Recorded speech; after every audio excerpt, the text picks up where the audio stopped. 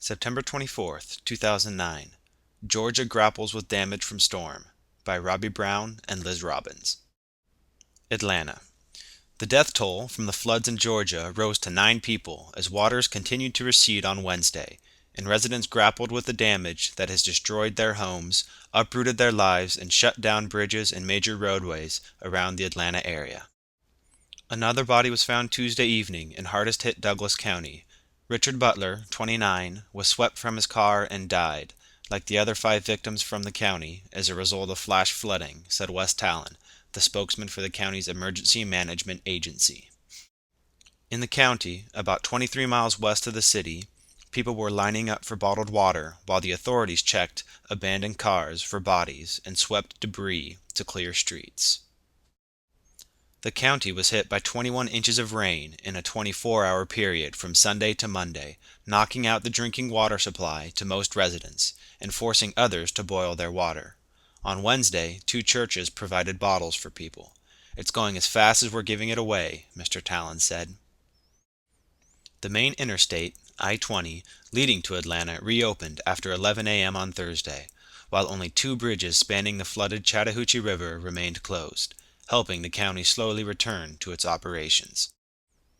Governor Sonny Perdue of Georgia declared a state of emergency in 17 counties and pleaded for federal aid, offering his appeal directly to President Obama on Tuesday night. The state insurance commissioner estimated that $250 million worth of damage had been done, mostly to homeowners without insurance. As much as 15 to 20 inches of rain pounded counties around Atlanta for more than 72 hours, and while the rain subsided on Tuesday morning, the authorities were still dealing with dangerous repercussions. A sewage treatment plant northwest of Atlanta flooded late Monday and into Tuesday, spewing sewage into the Chattahoochee River, which had already swollen to at least 12 feet over its minimum flood stage level. City officials said the damage to the plant would amount to tens of millions of dollars. Several of the deaths occurred on roadways that had suddenly become impassable because of rushing waters. On Tuesday morning, the body of 14-year-old Nicholas Osley was recovered from a cornfield flooded by the nearby Chattooga River in Tryon, Georgia, said a spokeswoman for the Chattooga County Emergency Management Agency. On Monday, the teenager and a friend had rushed to an abandoned car to rescue the occupant, not knowing the occupant had already escaped. Nicholas was swept away by the current, while his friend was rescued, the spokeswoman said. Later on Tuesday afternoon, the body of a woman was found in Douglas County after a flash flood from the Anawake Creek, usually 2 feet deep, overwhelmed the roadway, sweeping the car downstream.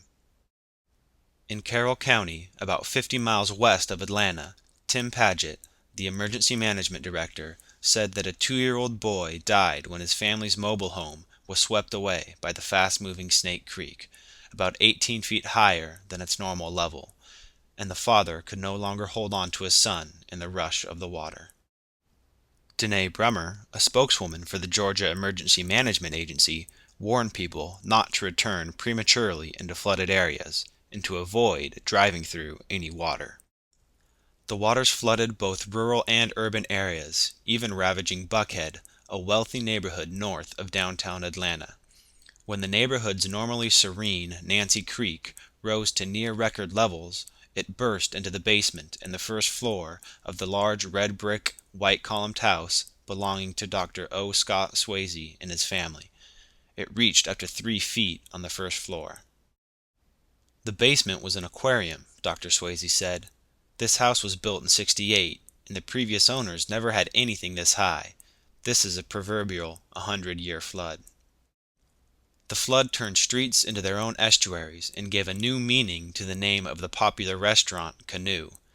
Residents on Pace's Ferry Drive were rowing in and out of their houses, using boats they would normally use for catching bass and trout in the Chattahoochee River.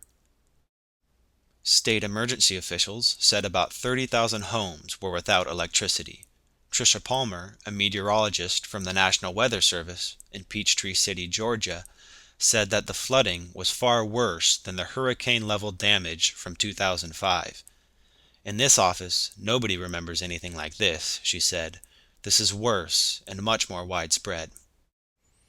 Although the storms themselves have not been severe, Miss Palmer said that the rains had been relentless for the better part of a week, resulting from Gulf and Atlantic moisture moving over the southeast.